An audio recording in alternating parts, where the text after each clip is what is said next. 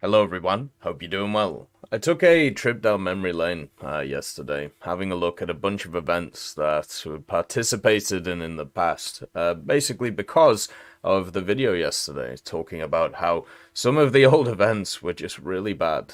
And it was incredibly rough to play them. And nowadays, even though a lot of the events are very samey, they are at least completable, and they are also, at the same time, pretty easy to understand. So in this video, we'll go through a bunch of them, and I'll talk about the worst event, at least in my opinion, in War Thunder's history. Another thing as well is I'd actually like to your guys' opinion on which was the worst event, because I saw a ton of people in the comments who were people who've played as long as I have, nearly 10 years when it comes to this game. And I'm sure you guys have been through quite a lot as well when it comes to doing these events.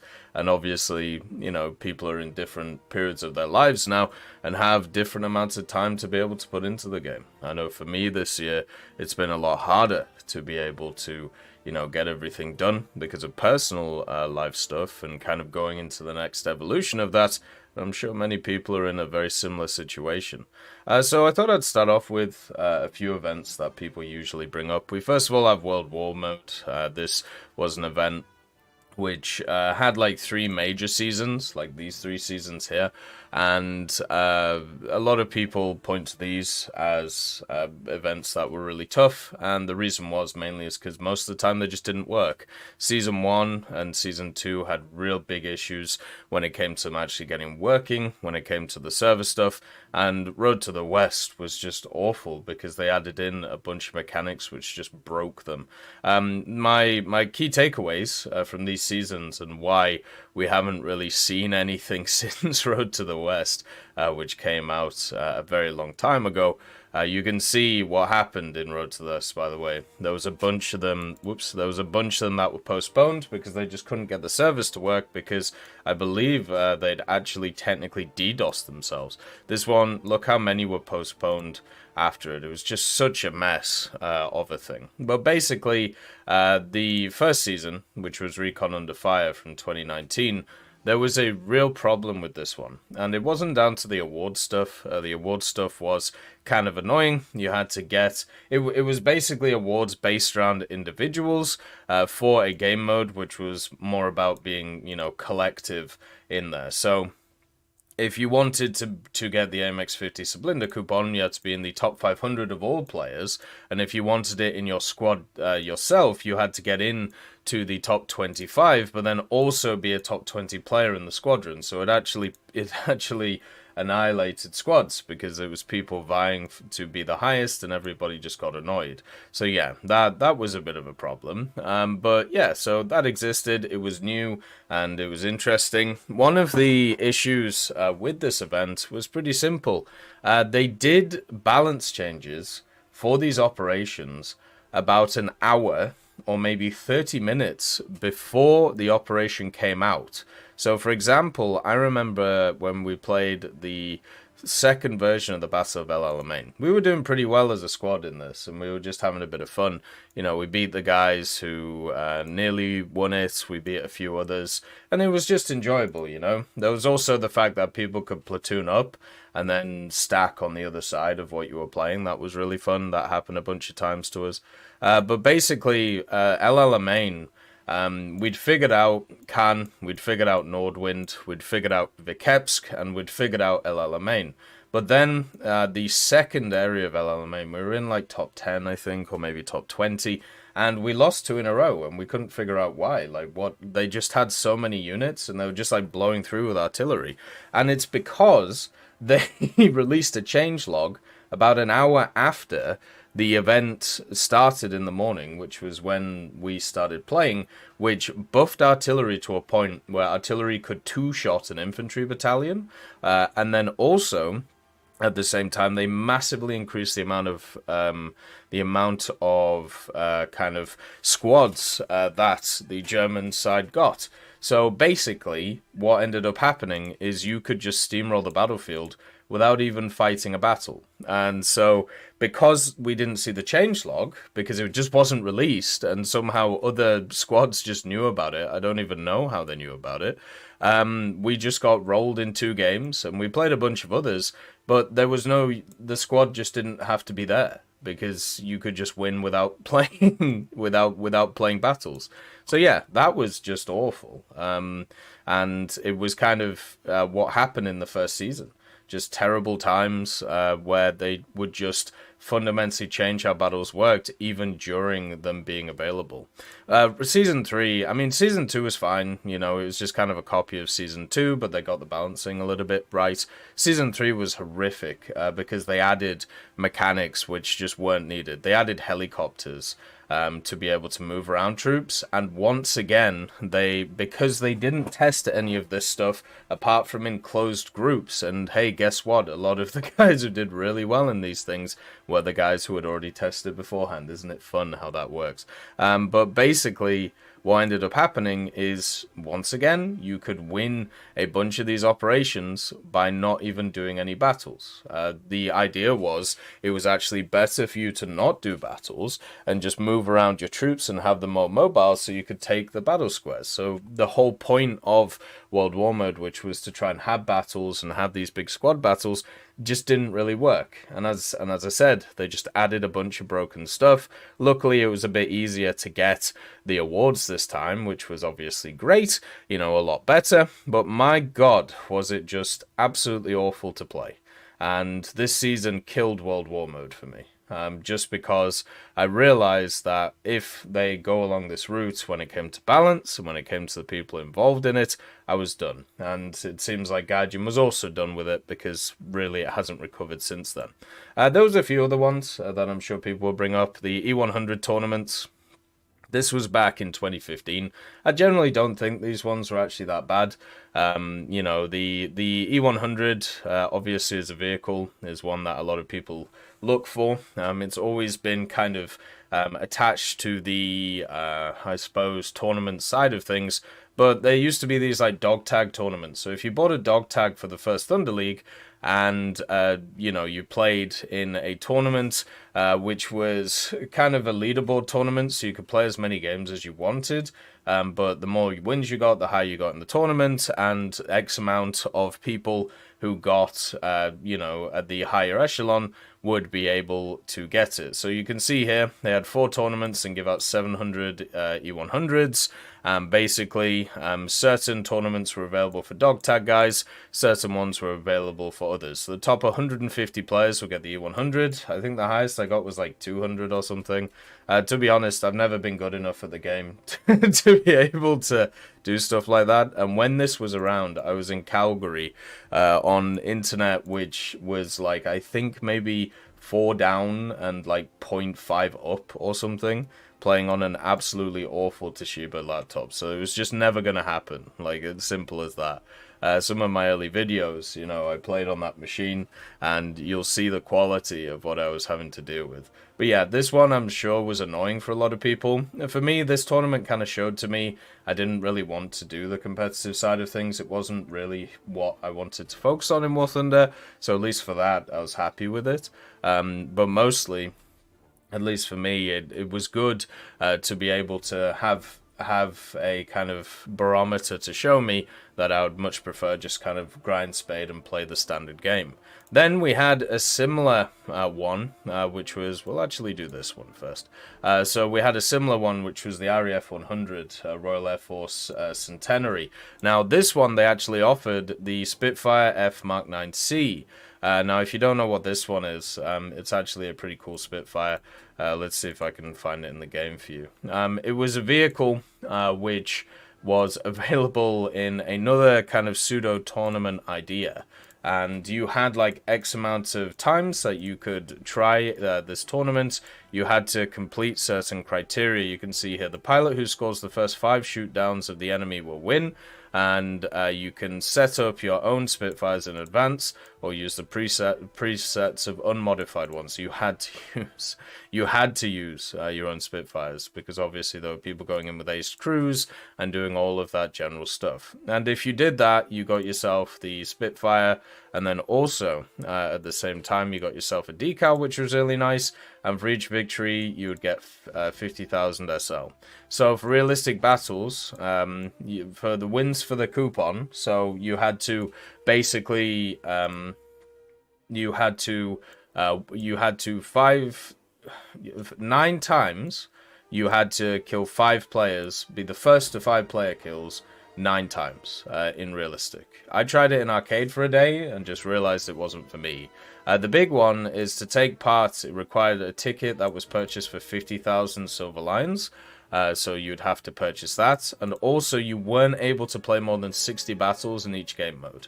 So you were actually limited to how many you could go ahead with, which was just a bit of a pain, you know, because at the end of the day, you had people who were just trying their best to, you know, try and get the vehicle done, and at the same time it just wasn't available, and it just kind of sucked for those individuals. So you were limited in the amount of games that you had to play. This is the Spitfire, by the way, this one right here.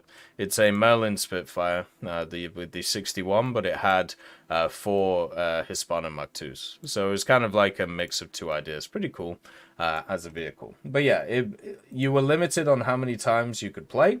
And also, you had to do this kind of like pretty tough thing to do. But yeah, luckily, a lot of people, or at least a lot of people that I know, were able to do it. I struggled on the first day because I was like, oh, well, this will probably be easier to do in arcade. I was completely wrong. I should have just stuck to the game mode that I did it in, and I did, so we got it. Also, it was over a weekend, so if you weren't available on that weekend, you just got screwed. That is another thing that is just kind of nuts. Then also, at the same time, this one was brought up by Redned the other day that I forgot about again, which is the BM-13N, you know, the Katyusha. What a mess of an event was this one. Another one where you were limited to a game mode in order to get this vehicle, right? So in order to get access to the event, you had to use the promo code, and then when you enter the game, you get the Fellow Warrior Rocket Tank for an hour, okay? You get this, you get this vehicle for an hour, the BM-824. So if you didn't own it, right now, if you don't know what the BM-824 is, I'll show you.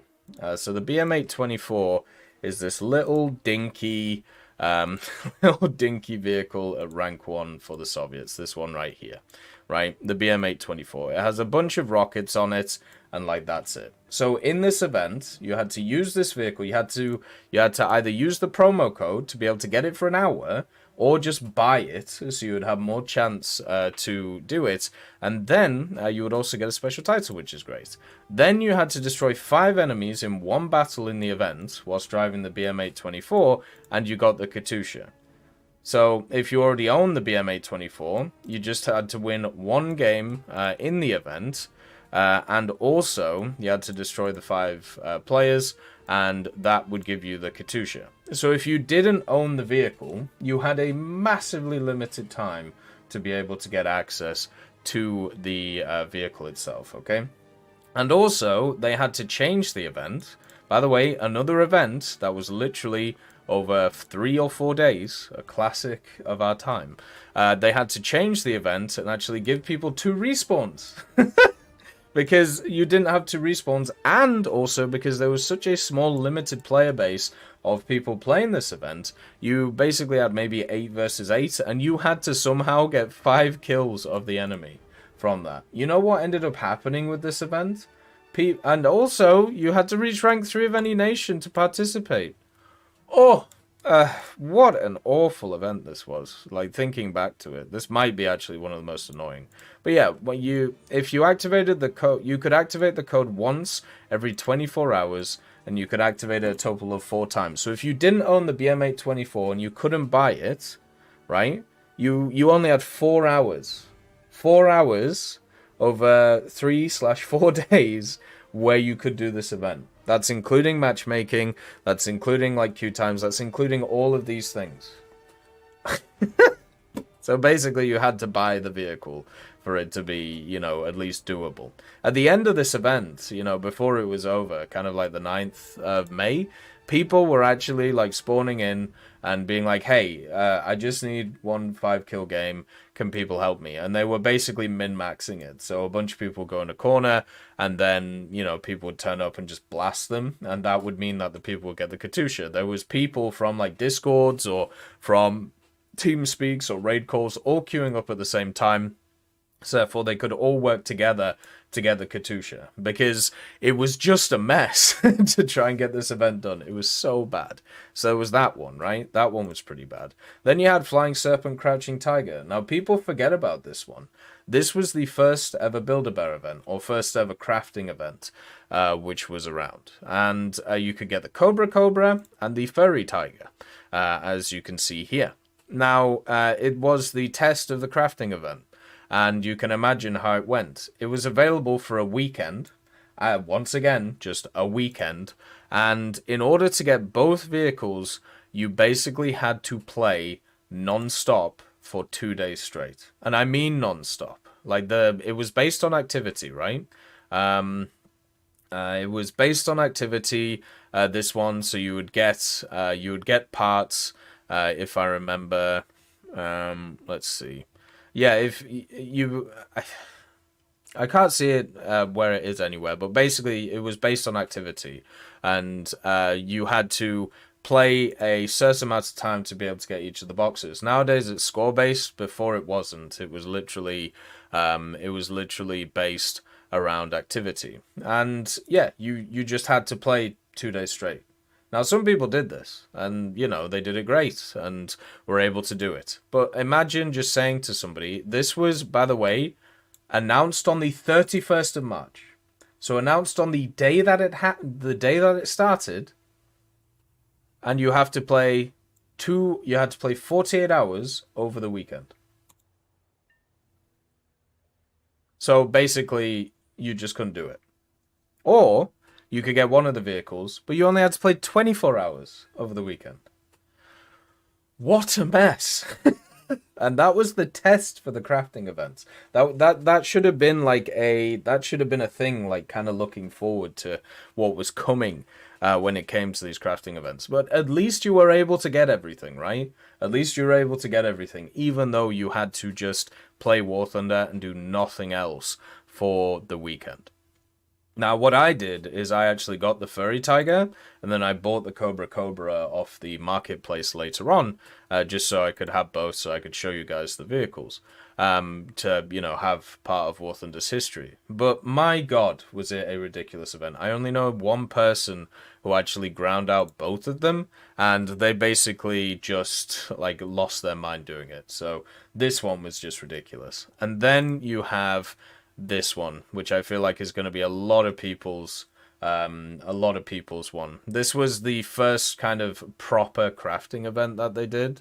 So before the ones that we have nowadays, this was the first Build-A-Bear event, the IS-7 event from 2018. 5 years ago now. Nuts when you think about it. So the IS-7 as a vehicle is pretty powerful. And this was the first event that I played where I saw IS-7s on both sides of the matchmaker facing each other.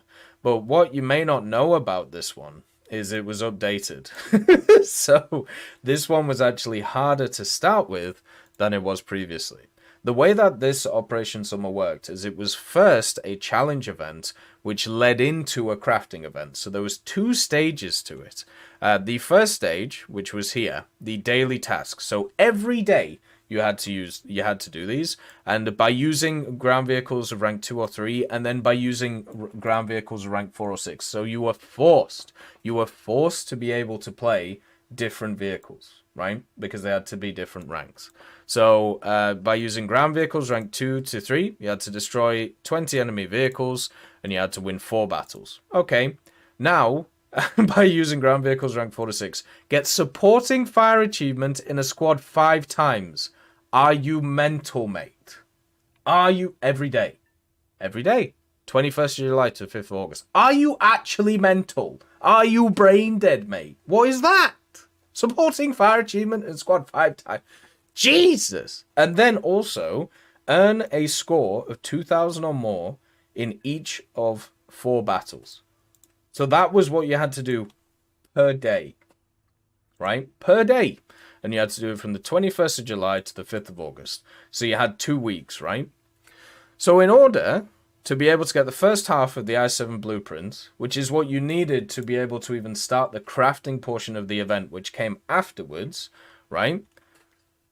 You had to get 28 tasks, which, by the way, was like all of the tasks. You had to complete all of the tasks. So if you think about it, so 21st of July to 5th of August. So how many days in July? I don't even know.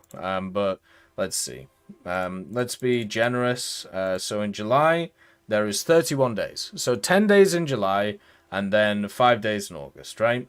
So that's 15 days. Okay, so you have a total of what? 15 times 4, which is 60, I think. Is it 60 tasks? Is that right? So 15 days. Oh, and by the way, of course, you cancel the first 2 because they're half days. So it's more like 13 times 4. So 40, 44, 48, and then 52, right? So you have about 52 tasks. So in order to be able to get the IS-7 blueprint, you had to do 28 of those tasks. So you basically had to do at least 3 of these every day. Every day for like 14 or 15 days straight. Just nuts. Now, luckily, they reduced it. But they only reduced it pretty much halfway through the event because they realized, oh, people aren't able to do this. People aren't able to get it done. People like this one, look. The date of it, 27th of July. This was put halfway through the event, right? This thing came out halfway through the challenge portion of the event because they realized, oh God, nobody's going to be able to complete this. We can't, like, it's nuts. And this was just the first stage and people couldn't do it because of the ideas that they put forward. So they literally halved what you needed for specifically the I-7 blueprint and also one of the decals and also the T-34E blueprint. Because the way that this event worked, right, is so you got the T-34E blueprint. You had to create the T-34E from the crafting events in order to get the second part of the IS-7 blueprint. So you could either get a T-34E or you could trade it in for the turret of the IS-7. That's how it worked. And if you traded it in, then you could get the first half of the IS-7 blueprint, the second half of the IS-7 blueprint, and you could put them together in a crafting event. Or you could just get the T-34E and be happy, right? So that was stage 1 of the event. Now stage 2, they completely cocked up because they had to postpone it. So people who wanted to grind this event, who had like taken time off for the event, or, you know, whatever, they just like put the time past to be able to grind it, they were just completely screwed, right? Because they had to put off by like a week or 2. So that just monumentally annihilated people. And basically, the good thing about this event is if you played it all, you did actually get everything, right? Which was really nice. And you can see all of the trying to explain it to people. You could also exchange the T-34E coupon for other vehicles, which is quite nice. We haven't seen that back, by the way, apart from the good old summer event, which came out after this event, which was nice. But yeah, and the rare parts stuff, people were always worried about the rare parts when it came to this event. But they dropped automatically, basically, as you went through it, so it wasn't an issue. And there was so much confusion around this one because there was just so much going on, and they massively over-egged the pudding when it came to the amount of stuff that you actually had to do. So yeah, this event was a killer. But at least if you completed everything, you got everything, which is why I prefer this event over all of the other Build-A-Bear events that they've done since, because they're all set up in a way where you can only get 2 out of the 4 vehicles, and that is disgusting and has been going forward. We talked about this Summertime Madness event yesterday, in the events being bad in the past. This one was the KV-1B and the P63A10 one, where you had a chance to receive the vehicles. Gotta love that. And these ones were bad. Okay, these ones were really bad. And as we went through yesterday, if you want to see me discuss this, I talked about it yesterday in the video. So just have a look there. But yeah, these were terrible because you had a percentage chance of getting the vehicles. So therefore some people got them and other people's didn't. This was also before the market. So if you just didn't get them, tough. Like you could even GE everything and still not get these vehicles. Fun, right? Really enjoyable. So much you had to grind out here to be able to get done. Absolutely nuts in general. But there was a Summertime Madness before this one, and it was in 2014. Now this one is the worst event that I have ever seen in any War Thunder game. Worse than the 2015 one, and worse than all of the crafting events combined. Because what it did was it added together the fact that you could not grind everything out, and also multiple events stacked on top of each other, making it so you definitely couldn't get everything. And also it lasted, as you can see, for about 3 weeks. So you know how you have like the standard challenge events, right?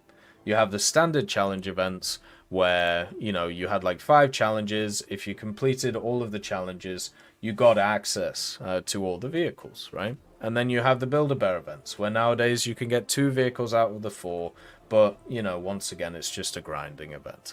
Look at this mess. So this was during Gamescom that year. This was when they were trying to heavily promote War Thunder because it had kind of just come out. They just added ground to the game. So there was only like Germany and USSR at this time. And also, I believe, around this time, or just previously, ground went into OBT, and they had their big bump. It was the first time that War Thunder went over 100,000 people online.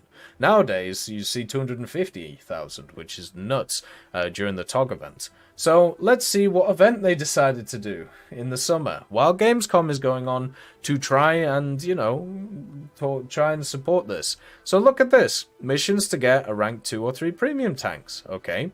Missions to get rank 2 premium aircraft, and then missions to get rank 3 and 4 premium vehicles. So let's have a look at these, okay? Let's see what they decided to do to kind of show this through. So the first one, which was 31st of July to the 6th of August. So this is the rank 2-3 premium tank. So this was to get the Panzerkampfwagen 3RS-10 and also the T-3457, okay? Destroy 90 player control vehicles while playing tanks or tank destroyers of USSR or Germany and get a premium tank of the respective nation. Alright, that's not bad, is it? 7 days, technically, to get 180 kills. Okay? But, you can see there's a problem here. So, halfway through doing this one starts to be able to get mission, to be able to get the rank 2 premium aircraft. So actually, it's not really get 180 kills by this sick day. It is if you are only interested in ground, that is. But if you're interested in getting everything, you have 4 days to be able to get 180 kills. Now, a lot of people would be, okay with getting that. But remember, you had to play specific ranks, you had to play specific vehicles, and if you didn't have it ground out, well, as usual, this was standard back in the day for Gaijin. They've only recently started doing it where you literally, You literally have it where they don't announce things on the day when they started. Nowadays, they're so much better on it. They usually give you like a week or at least a few days, or at least let you know it's coming, right? Whereas this, they announced it on the day of it happening. And they did this all the time, right? This was 2015, 6th of August. Hey, look, it starts on the 6th of August. Isn't that crazy? This one was updated halfway through the event when it was happening. This one on the day, right? This one, once again, 5th of May 2017, okay? When does it start? Oh, 6th of May. right? RAF 1, okay? 6th of April. When does this start again? Oh, the 6th of April. They just had this demonic need to be able to try and release these things on the day or the day before they started. The space race event, you know, for the Object 279, that one was also incredibly egregious. Let's just see if I can find it. But they just had this weird belief that they had to just constantly, like, release these things on the day that they came out. So look, another one, the space race event, right? Like, 1st of April. When did the event start? The 1st of April. So you just had to be ready. You just had to know that these things were coming. You had to have previous knowledge. And nowadays in War Thunder, you know, because it's been going on for so long, you know when certain things are going to happen, so you can kind of prepare for them. That was not always the case in the past. Like, the stuff like this, or, sorry, not stuff like this, but stuff like the Katyusha event, or the RAF event, or the E100 event, like, they were announced on the day, and you just had to be ready to go. So the only time you were able, or the only people who were able to get in on it day one were basically just neats at the end of the day. But anyway, so you have all those on top of each other for this event. So let's see what this secondary part of the event is, because obviously these are nice, you know, discount and modifications for GE, Silver Lions gain, all of these were just nice little bonuses, you know, during the Summertime Madness. The green ones are what we're interested in, right? So what are the missions to get rank 2 premium aircraft? Okay, so this was known as Hunting Frenzy. Now, first of all, the graphics are awful on this, but I'll tell you what this means, okay? So, for example, you had all of these different vehicles that were on offer.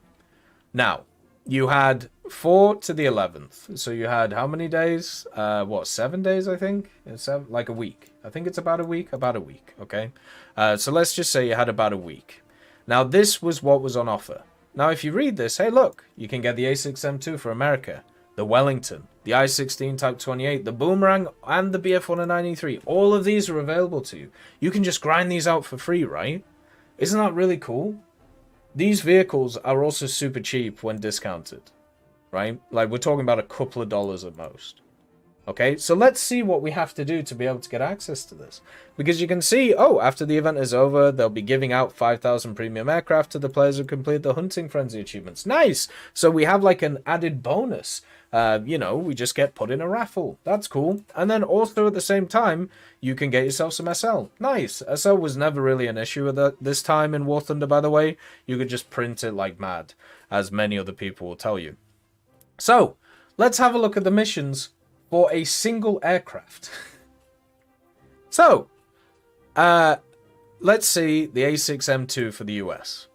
Now, the A6M2 for the US in America, in War Thunder, is a rank 2. It's a 3.7 plane right now. It never used to be. It used to be a little bit lower. Let's see what you need to guarantee the A6M2. You need 125 victories on US aircraft of rank 2, 3, or 4 over 7 days, right? And then, if you want to get the SL, you have to get 25 victories rank 2, 25 victories rank 3, 25 victories rank 4. So, for a single A6M2, you needed to get 125 victories to be able to get access to this with rank 2, 3, or 4. That is nuts. Just think about that. Over a 7-day period. Okay? That is way worse than the challenge events. That is way worse than any of the events. Okay? Like, for example, yesterday, so I played for, I don't know even how many hours yesterday. I was grinding out USSR. I don't even know how many battles I did yesterday. But maybe, like, I don't know, maybe, like, 30 battles, and I won, like, maybe 20 of them, okay? So I'd have to do that every single day just to get an A6M2 for America. Now, think about the fact that you now have to do this for 5 separate vehicles. So, what's 5 times 125? Math is leaving me right now. Yeah, I'll get out the calculator. So 5 times 125 is 760 wins. Whoop, sorry about that. Let's just fix that. So you needed 760. Oh no, sorry, that was by 152. Sorry, my bad. So 5 times 125. You needed 625 wins. Okay, 625 wins over a 7-day period to get all of these vehicles. A Bf-109E3 for Japan, the Wellington Mark I, the I-16 Type 28, the Boomerang, and the A6M2. The only one out of any of these at the time was the Boomerang. And maybe the Wellington, because people used to use it as an SL grinder. And also in arcade battles, try to use only aircraft of the rank you want to do the task for, so that the victory is properly accounted. Isn't that nice? So yeah, just think about that. How insane that is. Now, imagine, okay, you've just dealt with that, right? You've just done the missions to get rank 2 premium aircraft, while doing the other one for the premium tanks. Oh, and then another one starts for rank 3 or 4 premium vehicles. Okay? So you can get the Panzerbefehlswagen Jagdpanther, the 122P, the P63A10 is around, the Focke-Wulf, the LA, the Mustang, and the Spitfire. Isn't that really cool? By the way, once again, you gotta love this UI. What is this, man? What's going on? Can you see? I can't see. Imagine trying to understand this.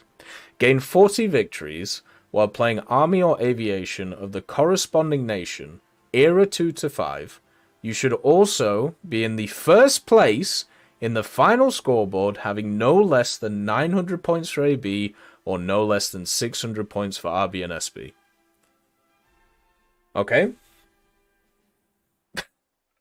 Right, so that's what you need to get for the top prize, the will to win. Okay? Now, if you actually do that, what do you get access to? Complete the final tasks of the Summertime Madness to get vehicles of ranks 3 and 4 of all nations. Right? So you have to do that with all of these different nations to get any of these. So you need 40 victories, first place, with at least an X amount of score, with the specific nations at specific ranks. Over a 7-day period.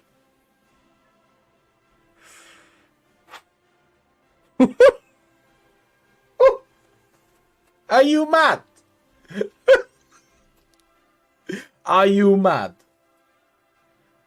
So, in order to get all of these, if that's what you were aiming for, if you're a nutcase, right? 40 victories whilst getting first places.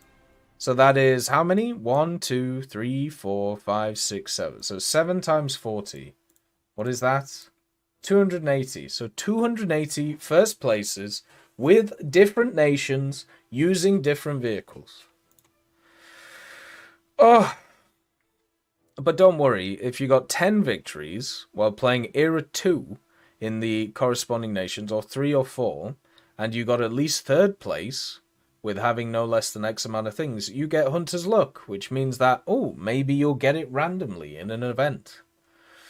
How disgusting is this event, by the way? How RNG ridiculous is this? It is disgusting. Even getting one of these vehicles. 40 first places over 7 days. How many people do you think can actually do that? Like, I know a lot of people nowadays talk about how War Thunder has this issue where the cost to benefit ratio, right? Like the cost to benefit ratio of all of these like different things that are going around the place. What is the cost to benefit ratio of this?